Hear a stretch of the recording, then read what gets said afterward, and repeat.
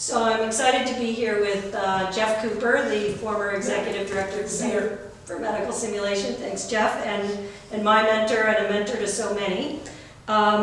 We're going to talk with Jeff today about a really unusual and exciting, another iconoclastic thing that Jeff has done, which is he's publishing an article simultaneously in Anesthesiology and the Journal of the American College of Surgeons to talk about the relationship between surgeons and anesthesiologists as a potent force for patient safety. And Jeff, I think what struck me right away is once again you're kind of upending our expectations about what leads to patient safety. So why is this relationship so important? Well, I came to thinking about this because over the years I spent time with a lot of anesthesiologists and a lot of surgeons, and I would often hear them when they're just without the other one present, talking about each other, and they have these stereotypes of each other, and would often come up in a quality or safety sense. And I'd hear, I've been on the quality assurance committee for the MGH, and I sat on a committee at the Brigham and Women's for years, and so I've seen a lot of QA discussion, and it's amazing how much blame can go on of one tribe toward the other when the other tribe's not present. Yeah, so that kind of interprofessional and intertribal conflict, I think a lot of us see as a way of potentially unintentionally weakening processes that can support patients, because if you erode that trust at that boundary, it's harder to collaborate when things are going wrong. Absolutely, yeah, and there's so much that both surgeons and anesthesiologists need from each other to do the things that they want to do. And I hear these stories where the anesthesiologist would have a frame, they'd have their perspective of the surgeon, usually a negative one, for something that the surgeon did. And similarly, surgeons would have those kinds of perceptions of anesthesiology, and not universally. I mean, when anesthesiologists and surgeons get along, I think they'll all tell you it's just a beautiful thing. And nobody knows how often that happens. The thing is, nobody studied this question of what is that relationship like. And part of my thinking came from reading Diana McLean Smith's book that gets to the heart of... there's the elephant in the room. I read the earlier one, which is Divide and Conquer, which focuses on the dyad in leadership groups. So it might be the CEO and the COO, or the COO and the CFO. And everybody thinks of teams being critical, but very often it's a dyad in the team that's critical. And I just get this sense, even though the whole perioperative team is important, there's something special about the relationship between those two physicians, the anesthesiologist and the surgeon, that can either make or break patient safety. Can you share a possible illustration or example from something you once heard or saw that could help us understand what you're talking about? I'm trying to think of which of the stereotypes to use, because the one that pops to mind, how anesthesiologists will always say that surgeons underestimate blood loss. They'll never tell you how much blood they're using, or they just can't really tell how much they're using. And so that's a stereotype they have. And that can create a problem if surgeons are really doing that, and that anesthesiologists don't have the information they need to keep ahead of the game. And surgeons will tell you that anesthesiologists, they often hide information. They don't tell me what's going on. And they have this as a negative stereotype rather than thinking, well, maybe there's a reason for this. It's not that they're doing it on purpose.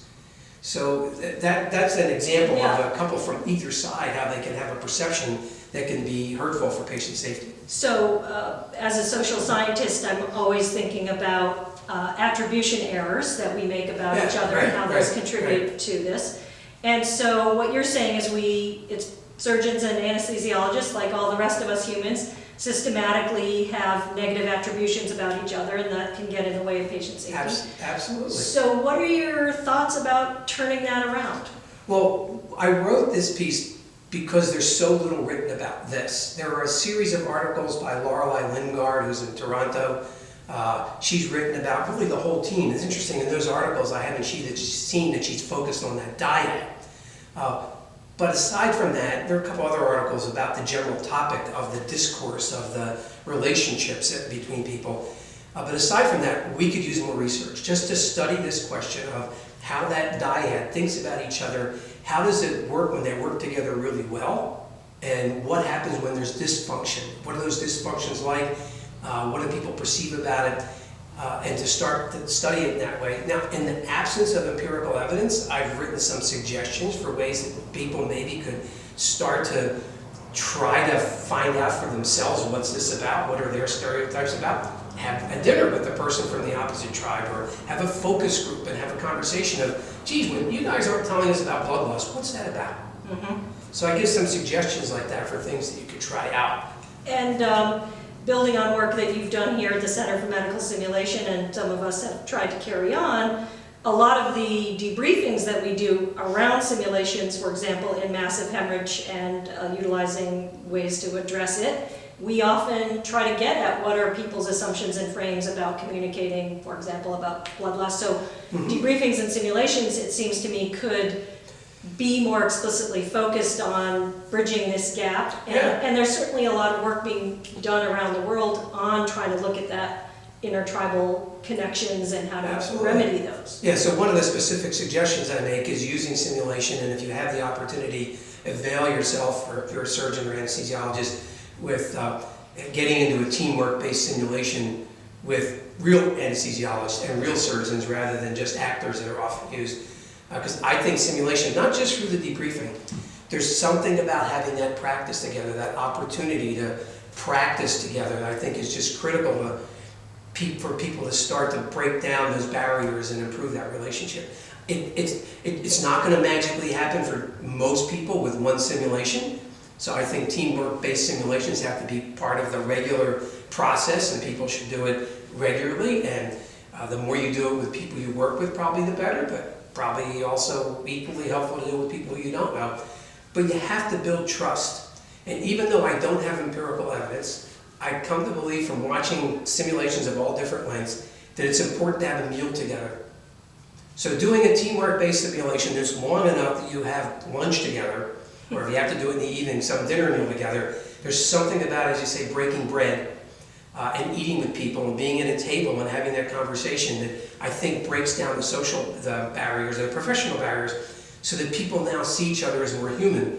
And if you will, are less likely, if you're driving in your car and you're angry with somebody and you'd like to stick up a single digit, you're less likely to do that if you know who the person is. Or if you do know who the person is and you realize that after the fact, you're pretty darn embarrassed. Yeah. So I think developing those personal relationships, social relationships, is probably really important to break down the barriers for that dyad to really function well in the operating room or anywhere in perioperative care.